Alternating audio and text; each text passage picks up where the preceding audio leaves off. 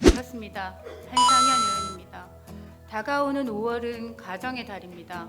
부모라는 존재는 아이들에게는 말할 것도 없고 부모가 된 어른들에게도 꼭 필요합니다. 그래서 5월 8일은 어버이날, 11월은 가슴으로 낳는다는 입양의 날로 기념하고 있습니다. 여기에 더해 입양의 날 하루 전인 5월 10일은 한부모의 날입니다. 아마도 양부모 가족보다 더욱 부모의 존재가 절실한 가족이 아닐까 싶습니다. 출산과 양육에서 배우자뿐만 아니라 가족의 지지는 무엇보다 중요합니다만 여기에 생계 책임까지 더해 생계와 양육을 오롯이 홀로 떠안아야 하는 한부모 가족의 삶은 참으로 녹록지 않습니다. 한부모 가정의 월 평균 소득은 245.3만 원으로 양부모 가정의 절반을 겨우 넘는 것으로 조사되었습니다.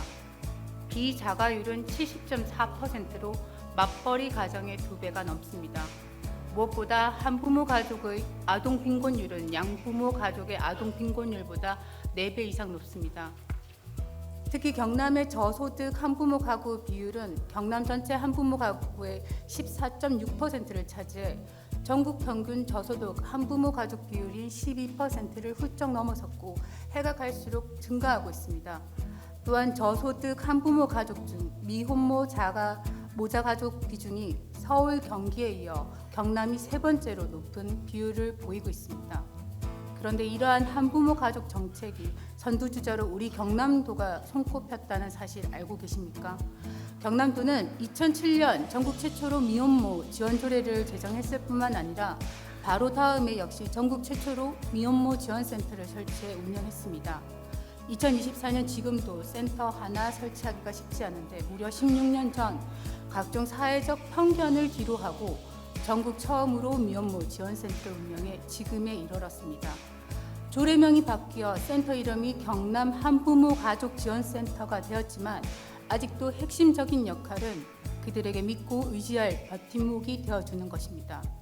그러나 시청 과정에서 미혼모 신분 노출과 함께 매번 가난을 증명해야 할 때 센터는 개별 가정을 방문해 물품을 지원하고 정보를 제공해 초기 어려움을 덜어주는 한편 선배 한부모 등과 네트워크를 형성해주고 자조 모임을 운영해 비빌 언덕을 마련해 줍니다.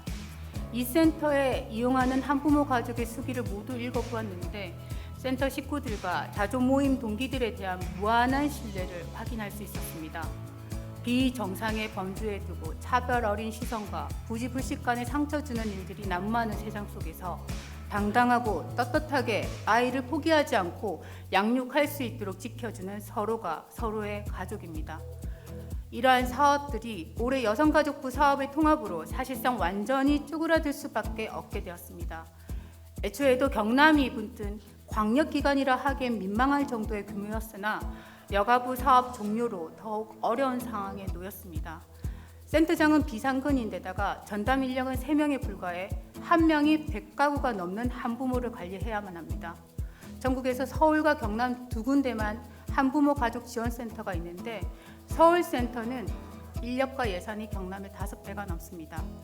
현재 도 지원 예산으로는 인건비와 운영비를 빼고 나면 사업비는 300만 원입니다. 이 돈으로 과연 무슨 사업을 하겠습니까?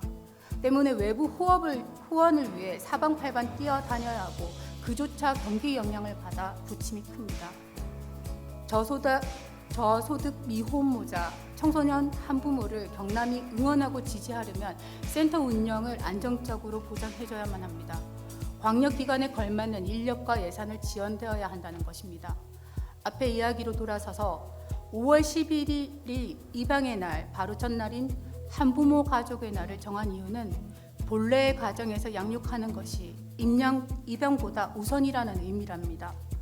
매년 최저치를 갱신하는 한국의 학대 출산율에 외신들이 한국인의 멸종 위기까지 언급하는 마당에 한부모 지원에 두 발 뻗고 나서지 못할 이유는 없습니다. 경남 한부모 가족 지원센터의 적극적인 지원을 다시 한번 촉구하며 발언을 마치겠습니다. 경청해 주셔서 감사합니다.